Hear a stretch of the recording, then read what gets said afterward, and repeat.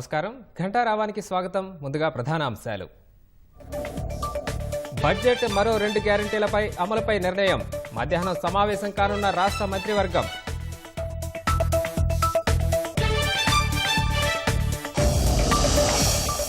పద్మా పురస్కార గ్రహీతలకు నేడు ప్రభుత్వం సన్మానం. రాష్ట్రానికి చెందిన 6గురిని శిల్పకళా వేదికలో సన్మానించనున్న సీఎం.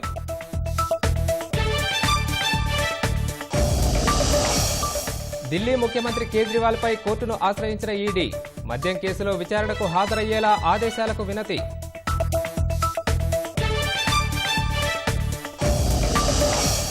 పశ్చిమాసియాలో కొనసాగుతున్న అమెరికా ప్రతీకార దాడులు. ఇరాన్ మిలిటెంట్ల స్థావరాలపై బాంబుల వర్షం, పదుల సంఖ్యలో మరణాలు.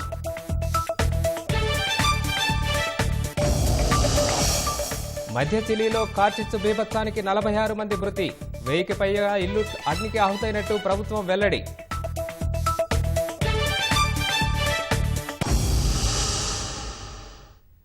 బడ్జెట్ 2 కొత్త పథకాల అమలు, గ్రూప్ 1 వంటి అంశాలపై రాష్ట్ర మంత్రివర్గం నేడు కీలక నిర్ణయాలు తీసుకోనుంది.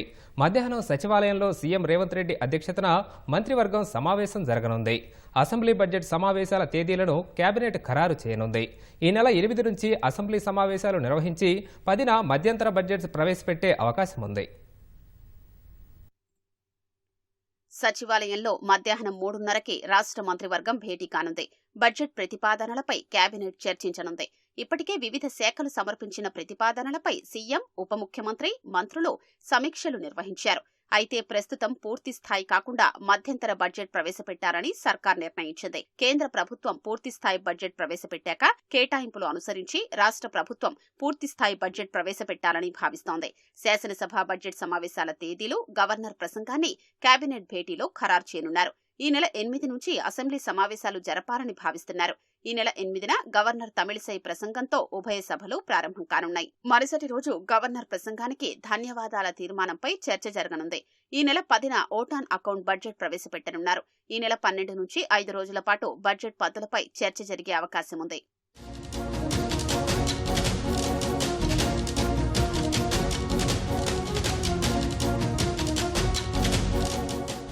రెండు కొత్త పథకాలపై మంత్రివర్గం చర్చించనుంది. 500కే గ్యాస్ సిలిండర్, 200 యూనిట్ల వరకు ఉచిత విద్యుత్ పథకాల్ని త్వరలోనే అమలు చేయనున్నట్లు ముఖ్యమంత్రి రేవంత్ రెడ్డి ఇప్పటికే ప్రకటించారు. ఆ 2 పథకాలకు నేడు కేబినెట్ ఆమోదించే అవకాశం ఉంది. గ్రూప్ 1 పరీక్షపైన మంత్రివర్గం చర్చించే అవకాశం ఉంది. గ్రూప్ 1లో సుమారు మరో 160 అదనపు పోస్టులు జోడించడం సహా కోర్టు వివాదాల్ని అధిగమించేందుకు నియామక పరీక్షల్లో సమాంతర రిజర్వేషన్ విధానం అమలు చేసేందుకు మంత్రివర్గం ఆమోదం తెలిపే అవకాశం ఉంది. సుమారు 20 అంశాలపై ఇటీవల ప్రభుత్వం తీసుకున్న నిర్ణయాల్ని నేడు మంత్రివర్గం నోటిఫై చేసే అవకాశం ఉంది. గ్యారంటీల అమలు, కొత్త రేషన్ కార్డులు, మేడిగడ్డ బ్యారేజీపై విచారణ, సాగునీటి ప్రాజెక్టులు తదితర కీలక అంశాలపై కేబినెట్లో చర్చ జరిగే అవకాశం ఉంది.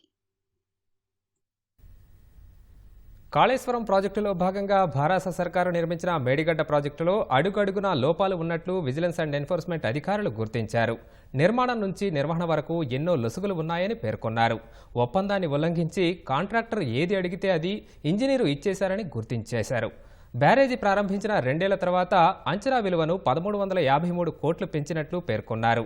ఈ మేరకు నీటిపారుదల శాఖ మంత్రి ఉత్తమ్ కుమార్ రెడ్డికి విజిలెన్స్ అధికారులు ప్రాథమిక నివేదికను సమర్పించినట్లు సమాచారం. మేడిగడ్డ బ్యారేజీ నిర్మాణం నుంచి నిర్వహణ వరకు అడుగడుగునా లోపాలే ఉన్నట్లు విజిలెన్స్ విచారణలో తేలింది. యజమాని ప్రభుత్వం కాదు, గుత్తేదారు అన్నట్లుగా ఇంజనీర్లు వ్యవహరించినట్లు గుర్తించారు. 2019లో బ్యారేజీని ప్రారంభించిన 4 నెలలకే సమస్యలు తలెత్తాయి. 5 ఏళ్లుగా నిర్వహణ సక్రమంగా లేదని బ్యారేజీ కుంగడంపై దర్యాప్తు చేపట్టిన విజిలెన్స్ అండ్ ఎన్ఫోర్స్మెంట్ పేర్కొంది. ఈ మేరకు vigilance director general Rajiv Ratan ప్రాథమిక నివేదికను మంత్రి ఉత్తమ్కి అందించినట్లు తెలిసింది. బ్యారేజీ నిర్మాణం పూర్తయి ప్రారంభించిన 2 ఏళ్ల తర్వాత అంచనా విలువ 1353 కోట్లు పెంచడం సహా ఒప్పందాన్ని ఉల్లంఘించి కాంట్రాక్టర్ ఏది అడిగితే అదిచ్చారని గుర్తించారు. మేడిగడ్డ బ్యారేజీ నిర్మాణంలో అనేక ఉల్లంఘనలు జరిగాయని పేర్కొన్నట్లు సమాచారం. డిజైన్ మొదలు నాణ్యత, పర్యవేక్షణ, నిర్వహణ అన్నింటిలోనూ సమస్యలు ఉన్నట్లు నివేదికలో పొందుపర్చినట్లు సమాచారం. బిల్లుల చెల్లింపు, పెరిగిన ధరల వర్తింపు, నిర్మాణ గడువు పొడిగింపు ఇలా ఏ విషయంలోనూ అధికారులు సరిగా వ్యవహరించలేదని గుర్తించారు. బ్యారేజీ నిర్మాణ గడువు 6 సార్లు పొడిగించడం సహా బ్యాంకు గ్యారంటీ తిరిగి ఇచ్చేసినట్లు పేర్కొన్నారు. ఒప్పందం ప్రకారం నిర్మాణం పూర్తయిన తర్వాత డిఫెక్ట్ లయబిలిటీ పీరియడ్ 2 ఏళ్లు, ఆ తర్వాత 3 ఏళ్ల పాటు నిర్వహణ గుత్తేదారు వారే చేయాలి. అయితే డిఫెక్ట్ లయబిలిటీ పీరియడ్ ఎప్పుడు మొదలైందో, నిర్వహణ ఎప్పుడు ప్రారంభమైందో చెప్పలేని పరిస్థితి నెలకొంది. పని పూర్తయినట్లు 3 సార్లు ధృవీకరణ పత్రాలు ఇచ్చారని గుర్తించారు. ఓవైపు పని పూర్తయినట్లు ధృవపత్రం ఇస్తూనే ఇంకోవైపు ఒప్పందం ప్రకారం చేయాల్సిన పనులు పెండింగ్ లో ఉన్నాయని, బ్యారేజీకి పలుచోట్ల నష్టం వాటిల్లిందని గుత్తేదారు సంస్థకు లేఖలు రాయడం జరిగిందని విజిలెన్స్ అండ్ ఎన్ఫోర్స్మెంట్ బృందం గుర్తించింది. కానీ ఏజెన్సీ నుంచి తగిన స్పందన లేకున్నా బిల్లులు ఎక్కడా ఆగకుండా చెల్లించేశారని పేర్కొంది. రికార్డులు ఇవ్వాలని విజిలెన్స్ ఇంజనీర్లకు లేఖ రాస్తే వారు గుత్తేదారుకు లేఖ రాశారని తెలిపింది. ఒప్పందం ప్రకారం పని పూర్తయిన తర్వాత కాఫర్ డ్యాం ని నిర్మాణ సంస్థ తొలగించాల్సి ఉన్నా ఆ పని చేయలేదు. తద్వారా నష్టం జరిగింది. 2019లో నిర్మాణం పూర్తయి బ్యారేజీని ప్రారంభించగా 2021 సెప్టెంబర్ 6న నిర్మాణ వ్యయాన్ని 3,260 కోట్ల నుంచి 4,613 కోట్లకు పెంచుతూ ప్రభుత్వం జీవో 330 జారీ చేసిందని నివేదికలో విజిలెన్స్ అధికారులు పేర్కొన్నట్లు సమాచారం.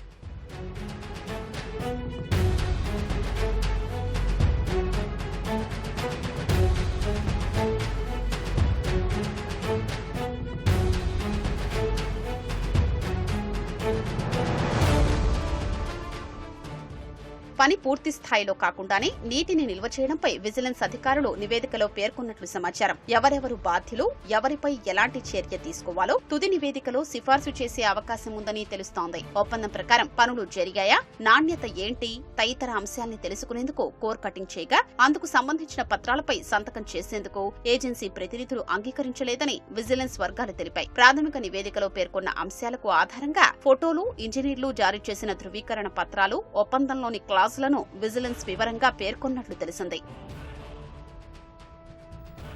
శామీర్పేట లియోనియా రిసార్ట్స్ శిబిరంలో ఉన్న జార్ఖండ్ ఎమ్మెల్యేలు ఇవాళ రాంచీకి బయలుదేరి వెళ్లనున్నారు. రేపు జార్ఖండ్ అసెంబ్లీలో బల నిరూపణకి హాజరయ్యేందుకు మధ్యాహ్నం తర్వాత వెళ్తారని పార్టీ వర్గాలు తెలిపాయి. నిన్న రాత్రి ముఖ్యమంత్రి రేవంత్ రెడ్డి ఎమ్మెల్యేలతో కలిసి డిన్నర్ చేయాల్సి ఉన్నా అనివార్య కారణాలతో కుదరలేదని పీసీసీ వర్గాలు చెబుతున్నాయి. 3 రోజులుగా కాంగ్రెస్, జేఎంఎంకి చెందిన 39 మంది ఎమ్మెల్యేలు హైదరాబాద్ శిబిరంలో ఉన్నారు. వారు ఉంటున్న రిసార్ట్స్ వద్దకి ఎవరూ వెళ్లకుండా పోలీసులు కట్టుదిట్టమైన భద్రతా ఏర్పాట్లు చేశారు. ఇవాళ అల్పాహార సమయంలో జార్ఖండ్ ఎమ్మెల్యేలని ఉప ముఖ్యమంత్రి భట్టి విక్రమార్క కలిసే అవకాశం ఉందని కాంగ్రెస్ వర్గాలు చెబుతున్నాయి. దళిత బంధు లబ్ధిదారుల వద్ద డబ్బులు తీసుకున్నారని వస్తున్న ఆరోపణలపై జనగామ మాజీ ఎమ్మెల్యే ముత్తిరెడ్డి యాదగిరిరెడ్డి స్పందించారు. జనగామలోని ఆయన నివాసంలో విలేకరుల సమావేశం ఏర్పాటు చేసి దళిత బంధు లబ్ధిదారుల అంశంపై వివరణ ఇచ్చారు. అసెంబ్లీ ఎన్నికల నేపథ్యంలో టికెట్ విషయంలో కుటుంబ సమస్యలు తీసుకువచ్చి టికెట్ రాకుండా చేశారని, కేసీఆర్ మాటపై నిలిచే సీటు త్యాగం చేశానన్నారు. ఇప్పుడు మల్కాజ్గిరి ఎంపీ టికెట్ ఆశిస్తున్న తనపై అబాండాలు వేస్తున్నారని వాపోయారు. దళిత బంధుపై డబ్బులు తీసుకున్నారని వస్తున్న ఆరోపణలు అబద్దమని, మద్దూరు ఎంపీపీ బద్దిపడిగా కృష్ణారెడ్డి లబ్ధిదారుల వద్ద డబ్బులు తీసుకొని అది తనపై మోపుతున్నాడని ఆవేదన వ్యక్తం చేశారు. ఈ విషయంలో ఎమ్మెల్యే పల్లా రాజేశ్వరరెడ్డి చొరవ తీసుకుని దళితులకు న్యాయం చేయాలని ముత్తిరెడ్డి యాదగిరిరెడ్డి కోరారు. మేడారం మహాజాతరకు ఏర్పాట్లు త్వరితగతిన జరుగుతున్నాయని పంచాయతీరాజ్ శాఖ మంత్రి సీతక్క వెల్లడించారు. అన్ని శాఖలకు సంబంధించిన అధికారులతో ప్రత్యేకంగా సమీక్షలు నిర్వహిస్తున్నామన్నారు. ములుగు జిల్లా ఏటూరు నాగారం మండలం అడవిలో ఉన్న ఏజెన్సీ గ్రామాల్లో మంత్రి పర్యటించారు. చిన్నబోయినపల్లి నుంచి దొడ్ల మల్యాల మీదుగా పోయే రహదారిని పరిశీలించారు. మల్యాల గ్రామంలోని సమ్మక్క, కొండాయి గ్రామంలోని గోవిందరాజు, నాగులమ్మలను సీతక్క దర్శించుకున్నారు. 1 కోటి మందికి పైగా భక్తులు వచ్చే జనజాతరకు ప్రభుత్వం 105 కోట్ల రూపాయలు కేటాయించిందని, సకల సౌకర్యాలు ఏర్పాటు చేయడం జరిగిందని పేర్కొన్నారు. భక్తులు అధిక సంఖ్యలో పాల్గొని జాతరను విజయవంతం చేయాలని కోరారు. వివిధ శాఖల అధికారులతో రివ్యూ చేయడం జరిగింది. వాస్తవానికి ఈ జాతర ప్రాంగణంలో ఇంకా కొన్ని రోడ్స్ కొన్ని చిన్న చిన్న మిగిలి ఉన్నాయి. అవి కూడా ఈ 4-5 రోజులలో కంప్లీట్ చేస్తాం. మనకి ఇంకా 15-18 రోజులు ఉంది. మరి లేటుగా మనం వర్క్ స్టార్ట్ చేసినప్పటికీ యుద్ధ ప్రాతిపదికన మ్యాక్సిమం చేస్తూ ఉన్నాం. అన్ని శాఖల అధికారులు వచ్చి వాళ్ళ శాఖలను కూడా ప్రత్యేకంగా కూడా రివ్యూ చేయడం జరుగుతుంది. ఇంకేమైనా లోపాలు ఉంటే కూడా తప్పకుండా ప్రజల నుంచి కానీ, పత్రికా మీడియా దగ్గర నుంచి కానీ, అదేవిధంగా భక్తుల నుంచి కానీ మేము ఆహ్వానిస్తా ఉన్నాం. ఏదున్నా కూడా మాకు తెలియజేయండి, సరిదిద్దుకుంటాం. మంచి సౌకర్యాలతోటి జాతర నిర్వహించుకుందామని. జాతర తేదీలు 21 నుంచి 24 వరకు మహాజాతర జరుగుతుంది కాబట్టి అందరి భక్తులకు మనస్ఫూర్తిగా స్వాగతం పలుకుతా ఉన్నాం. ప్రభుత్వ పెన్షనర్ల సమస్యలను ముఖ్యమంత్రి రేవంత్ రెడ్డి పరిష్కరించాలని ప్రభుత్వ పెన్షన్దారుల ఐక్య కార్యాచరణ సమితి విజ్ఞప్తి చేసింది. తెలంగాణ ప్రభుత్వ పెన్షనర్ల ఐకాస చైర్మన్ కె లక్ష్మయ్య ఆధ్వర్యంలో కోర్ కమిటీ సమావేశం హైదరాబాద్లో జరిగింది. గతంలో ప్రకటించిన ట్రస్టును పూర్తి చేసి పెన్షనర్ల ఈహెచ్ఎస్ను పటిష్టంగా అమలు చేసి అన్ని కార్పొరేట్ ఆసుపత్రుల్లో అమలు కోసం తక్షణమే ఉత్తర్వులు విడుదల చేయాలని కోరారు. Manifesto committee chairman Duddilla Sridhar Babu వైద్యారోగ్య శాఖ మంత్రి దామోదర రాజనరసింహను పలు దఫాలుగా కలిసినట్లు తెలిపారు. ఆ సమాచారంలో ఇమీడియట్గా 3 DL మాత్రం వెంటనే ఇవ్వాలి. అదేవిధంగా మనకు ఈ ఐఆర్కి సంబంధించింది 5% ఏదైతే గత ప్రభుత్వం ఇచ్చిందో దాన్ని 15% అదనంగా చేస్తే అప్పుడు 20% కనుక వస్తుందని చెప్పి మేము అభ్యర్థన చేయడం జరిగింది. ముఖ్యంగా దాదాపు రాష్ట్రంలో 80% పెన్షనర్స్ ఏదైతే ఉన్నారో ఆరోగ్య సమస్యలు చాలా ఉంటాయి వాళ్ళకు. దానికి వెంటనే క్యాష్లెస్ ట్రీట్మెంట్ గురించి ప్రయత్నం చేసి ఇస్తామని చెప్పేసి ఆ రోజు మేనిఫెస్టో కమిటీలో కూడా క్లారిటీగా ఇవ్వడం చేసింది. కనుక దీన్ని కూడా పరిశీలన చేసి ఇమీడియట్గా రేపు క్యాబినెట్లో ఈ వివరాలన్నీ పొందుపరుస్తూ మరి ఒక నిర్ణయం తీసుకోవాల్సిన బాధ్యత ముఖ్యమంత్రి గారిపై ఉందని చెప్పి తెలియజేసుకుంటూ, రాష్ట్రంలో కాంగ్రెస్ తరపున లోక్సభ ఎన్నికల్లో బరిలో దిగేందుకు పెద్ద సంఖ్యలో నాయకులు టికెట్ల కోసం పోటీ పడుతున్నారు. 17 లోక్సభ నియోజకవర్గాల్లో పోటీ కోసం 306 మంది దరఖాస్తు చేయగా ఒక్కో నియోజకవర్గానికి సగటున 18 మంది నేతలు టికెట్ కోసం పోటీ పడుతున్నారు. కాంగ్రెస్కి చెందిన వారే కాకుండా వివిధ రంగాల్లో పనిచేస్తున్న అధికారులు ఎంపీ టికెట్ల కోసం దరఖాస్తు చేసుకున్నారు. కాంగ్రెస్ పార్టీ తరపున పార్లమెంటు ఎన్నికల బరిలో దిగేందుకు భారీ సంఖ్యలో నాయకులు ముందుకు వస్తున్నారు.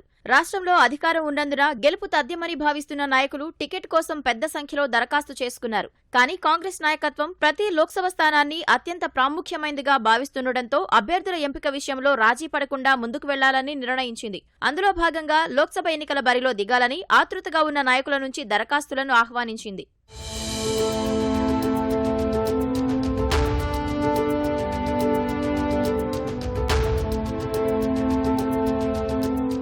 జనవరి 31 నుంచి ఈ నెల 3 వరకు దరఖాస్తు చేసుకునేందుకు రాష్ట్ర నాయకత్వం అవకాశం కల్పించింది. తొలి రోజు ఆశించిన స్థాయిలో స్పందన లేకపోగా ఆ తర్వాత రోజు రోజుకు సంఖ్య పెరుగుతూ వచ్చింది. బుధవారం 7, గురువారం 34, శుక్రవారం రోజు దాదాపు 100 దరఖాస్తులు వచ్చాయి. శనివారం చివరి రోజు కావడంతో ఏకంగా 166 దరఖాస్తులు వచ్చాయి. 17 నియోజకవర్గాలకు 306 మంది దరఖాస్తు చేసుకున్నట్లు పార్టీ వర్గాలు వెల్లడించాయి. అంటే ఒక్కో నియోజకవర్గానికి సగటున 18 మంది టికెట్ కోసం పోటీ పడుతున్నారు.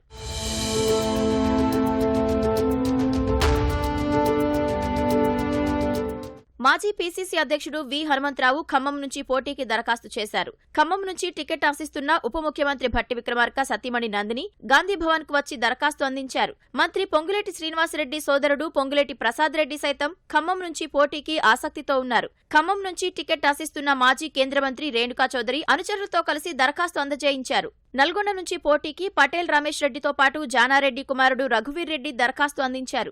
భువనగిరి నుంచి ఎన్నికల బరిలో దిగేందుకు పీసీసీ ఉపాధ్యక్షుడు చామల కిరణ్ కుమార్ రెడ్డి, కోమటిరెడ్డి మోహన్ రెడ్డి కుమారుడు డాక్టర్ సూర్యపవన్ రెడ్డి, బండ్రు శోభారాణి, సికింద్రాబాద్ నుంచి కిసాన్ కాంగ్రెస్ జాతీయ ఉపాధ్యక్షుడు కోదండరెడ్డి, డాక్టర్ వేణుగోపాలస్వామి, అనిల్ కుమార్ యాదవ్ టికెట్లు ఆశిస్తున్నారు. రాష్ట్రంలోని అన్ని ఎంపీ స్థానాల్లో కాంగ్రెస్ గెలుస్తుందని భట్టి నందిని ఆశాభావం వ్యక్తం చేశారు. సోనియా గాంధీ గారికి లేకపోతే ప్రియాంక గాంధీ గారు మా ఖమ్మం జిల్లా నుంచి పోటీ చేయాలని మా అందరి కోరిక కూడా అదే ఉంది.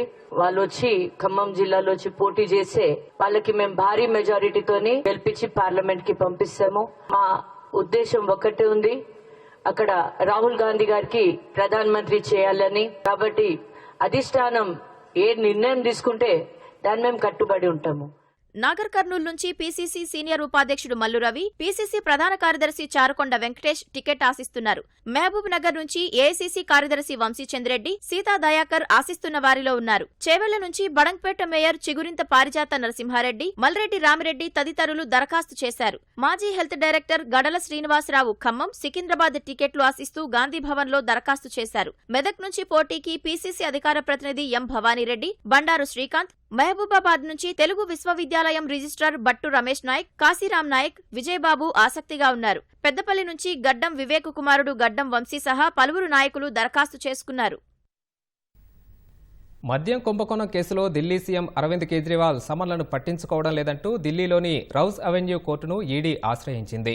మద్యం కుంభకోణం కేసుతో ముడిపడి ఉన్న మనీ లాండరింగ్ కేసులో కేజ్రీవాల్కు ఎన్ఫోర్స్మెంట్ డైరెక్టరేట్ ఇప్పటి వరకు 5 సార్లు సమన్లు జారీ చేసింది. అయితే పలు కారణాలు చెప్పి ఆయన ప్రతిసారి విచారణకు గైర్హాజరయ్యారు. దీంతో ఈ వ్యవహారంపై ఢిల్లీలోని రౌజ్ అవెన్యూ న్యాయస్థానాన్ని ఆశ్రయించిన ఈడీ కేజ్రీవాల్ విచారణకు సహకరించడం లేదని ఫిర్యాదు చేసింది. ఇరుపక్షాల వాదనలు విన్న కోర్టు తదుపరి విచారణను ఫిబ్రవరి 7కు వాయిదా వేసింది. మద్యం కుంభకోణం కేసులో సిబిఐ అధికారులు ఢిల్లీ సీఎంను ఇప్పటికే విచారించారు. ఈ సమన్లు చట్టవిరుద్ధమైనవని, రాజకీయ కుట్రలో భాగంగానే తనను పిలుస్తున్నారని కేజ్రీవాల్ గతంలో ఆరోపించారు. ఇదే కేసులో ఢిల్లీ మాజీ ఉప ముఖ్యమంత్రి మనీష్ సిసోదియా, ఆప్ ఎంపీ సంజయ్ సింగ్ అరెస్ట్ అయ్యారు. డెమోక్రటిక్ పార్టీ తరపున అధ్యక్ష అభ్యర్థిత్వ రేసులో జో బైడెన్ తొలిసారి గెలుపు నమోదు చేశారు. దక్షిణ కరోలినా ప్రైమరీలో ఘన విజయం సాధించారు. మిన్నెసోటా ప్రతినిధి డీన్ ఫిలిప్స్ రచయిత మెరియన్ విలియమ్సన్పై ఆయన గెలుపొందారు. న్యూ హ్యాంప్షైర్ రిపబ్లికన్ ప్రెసిడెంట్ ప్రైమరీలో ప్రత్యర్థి నిక్కీ హేలీపై ఇప్పటికే డొనాల్డ్ ట్రంప్ విజయం సాధించగా ఇప్పుడు తాజాగా బైడెన్ గెలుపు ఖాతా తెరుచుకుంది. 2020లో అంచనాలను తలకిందులు చేస్తూ దక్షిణ కరోలినా ఓటర్లు తన విజయానికి బాటలు వేశారని ఈ సందర్భంగా బైడెన్ వెల్లడించారు. 2024లోనూ తామే విజయం సాధిస్తామని అంతకుముందు బైడెన్ ధీమా వ్యక్తం చేశారు. రిపబ్లికన్ పార్టీ అభ్యర్థి డొనాల్డ్ ట్రంప్నకు ఓటమి తప్పదని అన్నారు. దక్షిణ కరోలినాలో రిపబ్లికన్లకు మంచి పట్టుంది. ఇక్కడి ఓటర్లలో 26% మంది నల్లజాతీయులే. దేశం మొత్తం ఓటర్లలో వీరి వాటా 11%. ఏపీ ఓట్కాస్ట్ సర్వే ప్రకారం గత ఎన్నికల్లో ప్రతి 10 మంది నల్లజాతీయుల్లో 9 మంది బైడెన్కు ఓటేశారని తేలింది. తాజా ప్రైమరీలోనూ బైడెన్ గెలుపునకు వారే కారణమని విశ్లేషకులు అంచనా వేస్తున్నారు. మంగళవారం నెవాడాలో, ఫిబ్రవరి 27న మిషిగన్, మార్చి 5న పలు రాష్ట్రాల్లో డెమోక్రటిక్ పార్టీ ప్రైమరీలు జరగనున్నాయి. ఎర్ర సముద్రంలో వాణిజ్య నౌకలపై దాడులకు పాల్పడుతున్న హౌతీ రెబల్స్ స్థావరాలే లక్ష్యంగా యెమెన్లో అమెరికా, బ్రిటన్లు మరోసారి వైమానిక దాడులు నిర్వహించాయి. యెమెన్లోని 13 ప్రదేశాల్లో ఉన్న 36 హౌతీ రెబల్స్ లక్ష్యాలను ధ్వంసం చేసినట్లు ఆ దేశాలు ప్రకటించాయి. హౌతీ తిరుగుబాటుదారుల సామర్థ్యాన్ని దెబ్బతీయడమే దాడుల ప్రధాన ఉద్దేశమని వెల్లడించాయి. ఈ దాడుల్లో హౌతీల ఆయుధ స్థావరాలు, క్షిపణి, వైమానిక రక్షణ వ్యవస్థలు, రాడార్లు ధ్వంసమైనట్లు పేర్కొన్నాయి. శనివారం ఎర్ర సముద్రంలో ఎగురుతున్న 8 హౌతీల డ్రోన్లను కూల్చివేశామని, ప్రయోగించేందుకు సిద్ధంగా ఉన్న మరో 6 నౌకా విధ్వంసక క్షిపణులను నేలమట్టం చేశామని యుఎస్ సెంట్రల్ కమాండ్ తెలిపింది.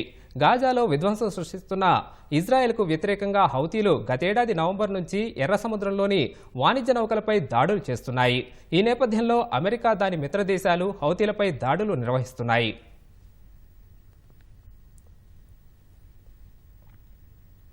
లాటిన్ అమెరికా దేశం చిలీలో కార్చిచ్చు బీభత్సం సృష్టిస్తోంది. అధిక ఉష్ణోగ్రతల వల్ల సెంట్రల్ చిలీ అటవీ ప్రాంతంలో చెలరేగిన కార్చిచ్చు కారణంగా 46 మంది మృతి చెందినట్లు ఆ దేశ అధ్యక్షుడు గ్యాబ్రియల్ బోరిక్ వెల్లడించారు. ఈ సంఖ్య మరింత పెరిగే అవకాశం ఉందని చెప్పారు. ఈ క్రమంలో సెంట్రల్ చిలీలో అత్యవసర పరిస్థితి విధించినట్లు గ్యాబ్రియల్ బోరిక్ వెల్లడించారు. శుక్రవారం నుంచి ఇప్పటి వరకు దాదాపు 1100 ఇళ్లు అగ్నికి ఆహుతైనట్లు అక్కడి ప్రభుత్వం తెలిపింది. పర్యాటక ప్రాంతాలైన వినాడెల్మార్, వాల్పరైజో ప్రాంతాల్లో మంటల తీవ్రత అధికంగా ఉన్నట్లు తెలుస్తోంది. దట్టమైన పొగ వ్యాపించడంతో ఆయా ప్రాంతాల్లోని పర్యాటకులు, స్థానికులను సురక్షిత ప్రాంతాలకు అధికారులు తరలిస్తున్నారు.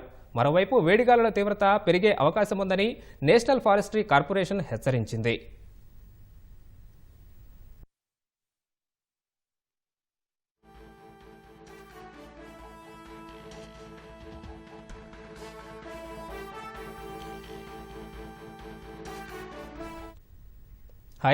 హైదరాబాద్ మాదాపూర్లోని ఇనార్బిట్ మాల్లో కొత్తగా ఏర్పాటు చేసిన హోమ్లీస్ ప్లే జోన్ను ప్రముఖ సినీ కథానాయకుడు అల్లు అర్జున్ సతీమణి అల్లు స్నేహారెడ్డి ప్రారంభించారు. అల్లు స్నేహారెడ్డి, అల్లు అర్హ చిన్నారులతో కలిసి సందడి చేశారు. అక్కడ ఏర్పాటు చేసిన వివిధ రకాల బొమ్మలు, ఆట వస్తువులు ప్రత్యేక ఆకర్షణగా నిలిచాయి.